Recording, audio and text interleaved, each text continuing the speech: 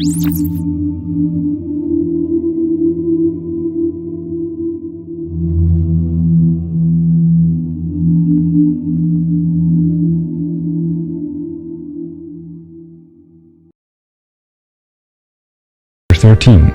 What do I genuinely want?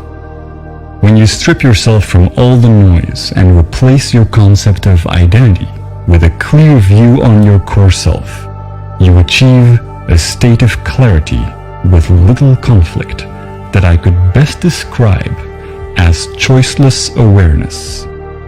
What matters at that point is merely what makes sense and becomes similar for everyone. It may express itself differently from person to person, but as the laws of physics are the same for all of us, they also equally underpin the processes of our biology. This can be illustrated by how two individuals growing up together are able to learn the same language. We are very alike, and that is why applying reason to shared knowledge brings about similar action.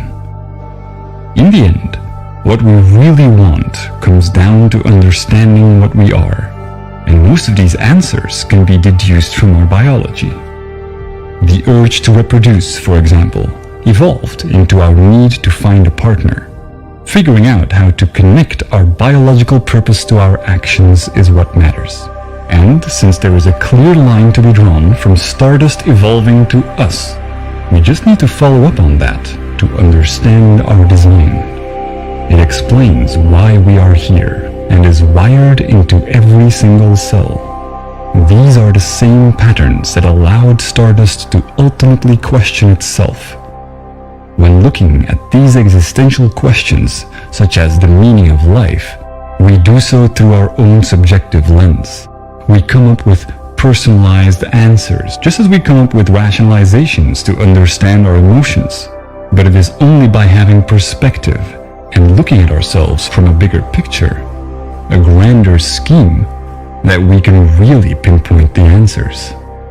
Understanding this will bring about a clear and scientific moral compass with values that transcend esoteric and spiritual beliefs. Chapter 14. Practical Application. If we apply logic and reason to our insights in order to determine our actions, choiceless awareness arises. You simply do what you have to do. This can sound confusing, but when considering all the input that reality presents to us, determining the best course of action is a process that becomes very linear. Even when presented with different choices that are similar, choosing one rather than being stuck is more effective. These choiceless moments are only present in our life, but we don't experience them as such because we take them for granted. A mother taking care of her child, for example, or having to go to the store to buy food are things we do naturally every day.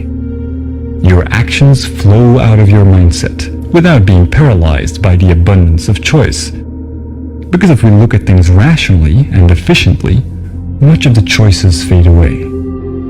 Acting upon common sense and adjusting these actions based on reality is a very simple mechanism we have lost track of, due to the overwhelming presence of distractions.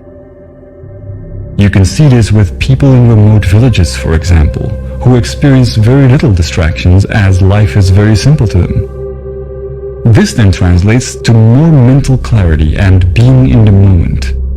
Understanding the brain has been a big leap forward for humanity. However, it takes time to propagate through society and to shape our psychological understandings of who we are. A lot of the insights in this book are based on recent studies, and if it wasn't for these, I wouldn't be the person I am today. Nurturing your brain to be able to put these insights into practice is vital. The mind-body relationship that I talk about in Chapter 11 is an important stepping stone.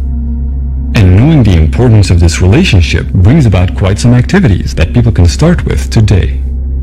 What is even more important than knowing what to do is whether or not you will act upon it. The distance between knowing and doing can be substantial, and it can take time for people to get there.